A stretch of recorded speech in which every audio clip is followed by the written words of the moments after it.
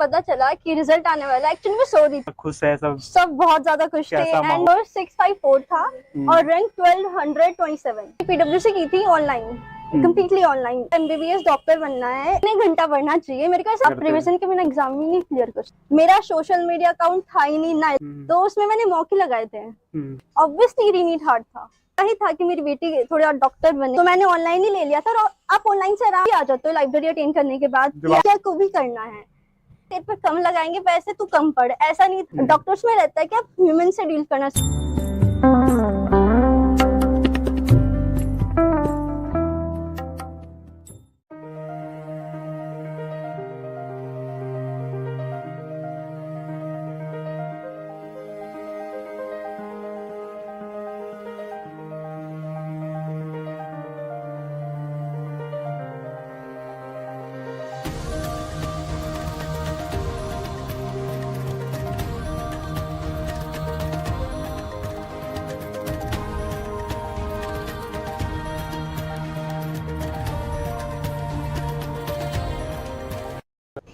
मैं हूं सौरभ कुमार और आप देख रहे हैं सौरभ टाल्कवाला। सौरभ टाल्कवाला हमेशा आपको सिलेक्शन की वीडियो दिखाता है और आज हमारे पास एक सिलेक्शन है। तो पहले हम उनका इंट्रोडक्शन लेंगे और फिर जानेंगे कि उन्होंने कैमे सिलेक्शन लिया है और क्या क्या किया है। सौरभ टाल्कवाला में आपका स्वागत है। तो सबसे पहले हमारे दर्शकों को अपना परिचय दीजिए। प्रणाम, मैं साक्षी सैनी, सुपुत्री श्री ऋषिपाल सैनी, ग्राम सुखेरी से। मेरी नीट में 654 अंक आए हैं और रैंक 1227। जी हाँ, तो जब ये रिजल्ट आया तो फैमिली का क्या रिएक्शन था और सबसे पहले किसने रिजल्ट देखा? अभी रिजल्ट जब मेरे को पता चला कि रिजल्ट आने वाला है, एक्चुअली मैं सो रही थी तब मेरी फ्रेंड ने मेरे को बताया कि रिजल्ट आ गया है। तो फिर हम सब उठे ऐसे 11:15 पे। देन हमने चेक करना स्टार्ट किया। मेरा इवन ऐसे 1 घंटा हो गया था, वो रिजल्ट ही नहीं निकल रहा था, साइट बिजी आ रही थी। तो फिर वो रिजल्ट निकला, वो लैपटॉप था सामने और हम सारे जो सिबलिंग्स थे वो सामने बैठे हुए थे और मेरे जो पेरेंट्स थे वो सामने थे। मतलब ऐसे लैपटॉप था सामने, सिबलिंग्स और पीछे तो क्या रिएक्शन था? खुश है सब बहुत ज्यादा खुश थे। एंड अभी हम तो आपस में एंजॉय कर रहे थे। मम्मी पापा का ये था कि सबको फोन मिलाना है, सबको बताना है कि ये हुआ है, रिजल्ट आ गया है, इतनी रैंक है। सबको फोन कर दिया तभी, नाना नानी सब, और सारी फैमिली पूरी उठी हुई थी उस टाइम पे। रात के 1 बजे 2 बजे तक सब उठे हुए थे।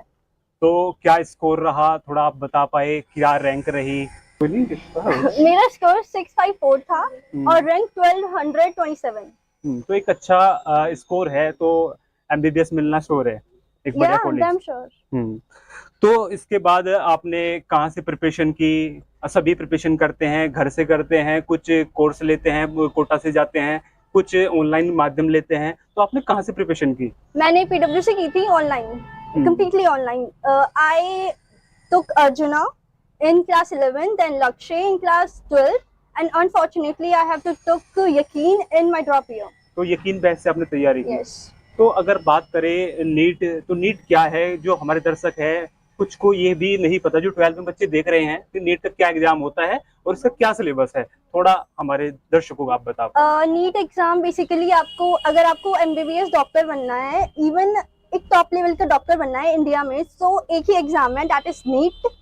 एंड इस एग्जाम में जो सिलेबस रहता है वो 11th-12th में ही रहता है। बस आपको एक अच्छे लेवल पे पढ़ना होता है और इसमें सिर्फ ऑब्जेक्टिव क्वेश्चंस आते हैं, सब्जेक्टिव नहीं आते हैं।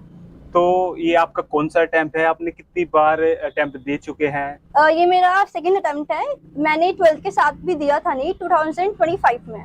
तो तब से ही आपने पीडब्ल्यू को ज्वाइन कर लिया था? मैंने 11 से ज्वाइन कर लिया था। तो आप भी जो तैयारी कर रहे हैं वो 11 से या 12 से ज्वाइन करके एक अच्छी तैयारी कर सकते हैं और आपको इसमें बहुत फायदा मिलेगा।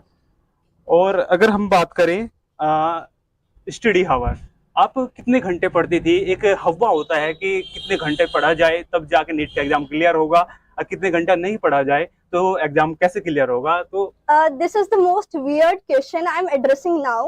कितने घंटा पढ़ना चाहिए? मेरे को ऐसा लगता है कि घंटे से ज्यादा आपको क्वालिटी पे फोकस करना चाहिए, तो क्या कितना अच्छा पढ़ पा रहे हो। मेरा ये था कि ये लाइब्रेरी में ऑब्वियसली 10 आवर्स में रहती थी यहाँ पे, और इसमें से आप 8 आवर्स इफेक्टिवली मान सकते हो, और सुबह और शाम भी थोड़ा घर पे पढ़ते थे। एंड मेरे को ऐसा लगता है कि मैं अपनी 12th में या ड्रॉप में थोड़ा कम पढ़ी हूँ, 11th में ज्यादा पढ़ी हूँ। ऐसा। तो आपने 12th में पीडब्ल्यू से ज्वाइन कर लिया था, तो आपने नोट्स बनाए और फिर बार बार उसको रिवीजन किया, तो रिवीजन का क्या प्रभाव पड़ता है किसी एग्जाम के तैयारी आप करते हुए? रिवीजन के बिना एग्जाम ही नहीं क्लियर कर सकते तो हो। बहुत रिवीजन इज महत्वपूर्ण। Very very important. तो आप कैसे रिवीजन करते थे? लिख के करते थे या आप बार बार बोल बोल के याद करते थे, तो कैसे करते थे आप? मैं ये कॉम्बो था, बोल के भी याद करती थी और लिख लिख के भी। मेरे को ऐसा लगता है कि वैसे जो लिखने वाला तरीका होता है वो ज्यादा इफेक्टिव होता है। आप इवन जब रफ नोटबुक में लिख रहे हो तब भी बोल सकते हो, तो फिर वो डबल बार रिवीजन हो रहा है। जब आप ऑनलाइन मोड पे हो तो आप सोशल मीडिया के बिल्कुल क्लोज भी होते हैं, तो सोशल मीडिया को आप कैसे मैनेज करते थे? जो छात्र पढ़ते हैं तो सोशल मीडिया में ऐसे घुस जाते हैं, रील स्क्रॉल करते रहते हैं, पूरा दिन निकल जाता है, तो आप इसे कैसे मैनेज करते थे? ये क्वेश्चन का आंसर मैं दे ही नहीं सकती क्योंकि मैं सोशल मीडिया से कभी फैसिनेट हुई नहीं हूँ। मेरा सोशल मीडिया अकाउंट था ही नहीं, ना 11th में, ना 12th में, ना ड्रॉप ईयर में। तो जो तैयारी कर रहे हैं वो ध्यान रखें कि सोशल मीडिया से दूरी बनाएं, ताकि एक अच्छी प्रिपरेशन यू आप। Can manage it but I was not interested in this. तो आपने इसका सहारा नहीं लिया सोशल मीडिया का, तो ऐसे ही आप तैयारी में ज्यादा फोकस थे। यस। तो इसके बाद हम आएंगे कि मॉक टेस्ट का क्या रोल होता है किसी तैयारी में। जब हम मॉक टेस्ट करते हैं तो मॉक टेस्ट का क्या रोल होता है और तैयारी को कहाँ तक ले जाता है मॉक टेस्ट? आई थिंक अगर आपका स्कोर, वैसे तो मेरा शुरू से ही स्कोर 600 से 650 के बीच में रहा है, बट मेरे को ऐसा लगता है कि मॉक टेस्ट के बिना आप अपनी मिस्टेक्स डिटेक्ट कर ही नहीं सकते हो। अभी जैसे लास्ट में ये जो मंथ होता है अप्रैल मार्च, और मुझे तो थैंक्स टू एनटीए मेरे को जून में भी पढ़ना पड़ा, तो उसमें मैंने मॉक ही लगाए थे। तो री एग्जाम आपने दिया, ये हार्ड था या पहले वाला थोड़ा आसान था? तो ये ऐसे जो मेरे पहले वाले में स्कोर बन रहा था उसके अकॉर्डिंग मैं थोड़ी सिक्योर हो गई थी कि मेरे को रीनीट भी मेरा हो जाएगा, तो थोड़ा सा कंफर्ट जोन में आ गई थी मैं। बट ये नहीं था कि मैं पढ़ नहीं रही थी, आई वाज स्टडीइंग। तो आप ये कैसे बता पाएंगे कि ये वो हार्ड था पहले वाला या ये वाला हार्ड है? अच्छा, लेवल ऑफ एग्जाम, हाँ, ऑब्वियसली रीनीट हार्ड था। उसमें फिजिक्स के क्वेश्चंस जो थे वो बेटर थे जो पहले आए थे। हमेशा से यही होता है कि जो री एग्जाम होते हैं वे हार्ड ही होते हैं। तो अब हम बात करेंगे कि आपका मोटिवेशन क्या था। बहुत लोग तैयारी करते हैं, एक गोल होता है कि मोटिवेशन यहाँ से आता है, फैमिली से आता है, या आपने किसी ऑथर को फॉलो किया हुआ है, तो मोटिवेशन कहाँ से आता था इतना कि आप एक इतना बड़ा एग्जाम नीट का निकाल दिया और आप डॉक्टर बनने वाले हैं? ये मोटिवेशन तो आप कह सकते हो कि स्टार्टिंग में जब मैंने ये जर्नी स्टार्ट की थी तो obviously my father is chemist, तो उनका ही था कि मेरी बेटी थोड़ा डॉक्टर बने। सो मैंने बैच स्टार्टिंग में इसलिए लिया था, मोटिवेशन तो यही था। बट ऐसे जैसे आप जर्नी में आगे प्रोसीड करते हो तो आप भूल जाते हो कि स्टार्टिंग में किस चीज के लिए आपने स्टार्ट किया था, फिर वो एक डिसिप्लिन बन जाता है, आप एक रिदम में आ जाते हो कि आप जस्ट कर रहे हो उसको। So I think discipline is much more important than motivation for तो me. एक पॉइंट अगर हम कहना चाहे तो फैमिली या तैयारी या फिर लाइफ में कुछ करना था, मोटिवेशन एक पॉइंट पे आए तो? कि एक चीज है जिससे मेरे को सबसे ज्यादा डर लगता है, and that is to be average in my life. I don't want to be average in my life, so I think this was something that I have to do something different out of the league, you can say. Yeah. तो जो नए student आपको देख रहे हैं और सोच रहे हैं कि हमें नीट में आना है, तो वे कहाँ से स्टार्ट करें और कैसे तैयारी करें? B early starter. आप 11th के साथ ही अगर आप कोचिंग जाना चाहते हो बाहर सो यू कैन, बट मैंने नहीं लिया था बिकॉज मैं तब इतनी मैच्योर नहीं थी कि मैं खुद मैनेज कर पाऊँ वो सब बाहर जाके। सो मैंने ऑनलाइन ही ले लिया था, और आप ऑनलाइन से आराम से कर सकते हो, अभी सारी फैसिलिटीज हैं। तो तैयारी जब हम करते हैं तो घर पे कर ले या लाइब्रेरी ही आना ज्यादा सुटेबल होता है? आप या घर और लाइब्रेरी को कैसे मैनेज करोगे कि कौन सा अच्छा बेस्ट ऑप्शन है? वो डिपेंड करता है कि आपकी सिचुएशन क्या है। 11th और 12th में ये था कि मेरे जो भी सिबलिंग्स थे वो घर पे नहीं रहते थे, वो स्कूल में जाते थे मोस्ट ऑफ द टाइम, और मैं most of the time school में 11th में मैं कम गई हूँ, तो घर पे एक अच्छा माहौल था, मतलब ऐसे शांति थी, मैं आराम से पढ़ सकती थी। बट 12th में ये था कि सब लोग वहीं पे थे, डिस्टर्बेंस। तो हाँ, दैट्स व्हाई। और आप एक रूटीन में भी आ जाते हो लाइब्रेरी अटेंड करने के बाद, जब आप औरों को पढ़ते हुए देखते हैं। हाँ, and even what I have realize कि जो चीज मैं फॉर ग्रांटेड लेती थी 11th 12th में कि ये मेरे पेरेंट्स मेरे को दे ही रहे हैं, वो मेरे को रियलाइज हुआ है कि लाइब्रेरी में आके दूसरे बच्चों से बात करके कि ये हर किसी को नहीं मिल रहा है, this is not normal, this is special to me. So this I have realized. And वो स्पेशल लाइब्रेरी कौन सी है, आप नाम बताना चाहेंगे?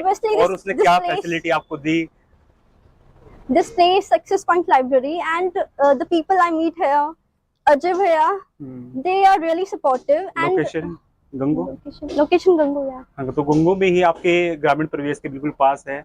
जब आप तैयारी करते हैं और परिवार का माहौल होता है कि लड़कों को प्राथमिकता देते हैं, तो आप इसमें क्या कहोगे कि लड़कियों को भी आगे बढ़ाना चाहिए, परिवार में सबको समान समझना चाहिए, तो आपकी अपॉर्चुनिटी क्या रही कि आपको प्राथमिकता मिली लड़कियों को आगे जाने के लिए? मतलब हमारे घर में ऐसा नहीं है कि लड़कों को ज्यादा सपोर्ट मिलता है, हमारे घर में है कि लड़कियां को भी करना है।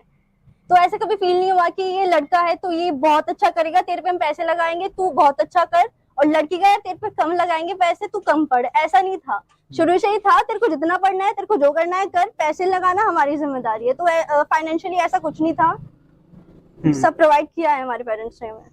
तो डॉक्टर बनने की जो प्रेरणा है वो आपको कहाँ से मिली कि आपको डॉक्टर ही बनना है? इंजीनियर भी बन सकते थे आप, तो डॉक्टर ही क्यों बनना है आपको? बिकॉज इंजीनियर्स में ही रहता है कि वो मशीन से ज्यादा डील करते हैं, डॉक्टर्स में रहता है कि आप ह्यूमन से डील करना सीखते हो। तो मैं स्टार्टिंग से ही ह्यूमंस की तरफ ज्यादा इंक्लिनेशन है मेरा, सो दैट्स व्हाई। तो सबको इस सेवा के भाव से आप इस प्रोफेशन में जा रहे हैं, तो यही अंत करेंगे। और आपने बहुत अच्छा बोला, और जो भी इस वीडियो को देख रहे हैं वो इनकी ज़िंदगी से सीख सकते हैं कि आप कैसे तैयारी कर सकते हैं। और सौरभ टाल्क वाला हमेशा ही आपके साथ ऐसे ही बना रहेगा, और देखते रहिए। धन्यवाद।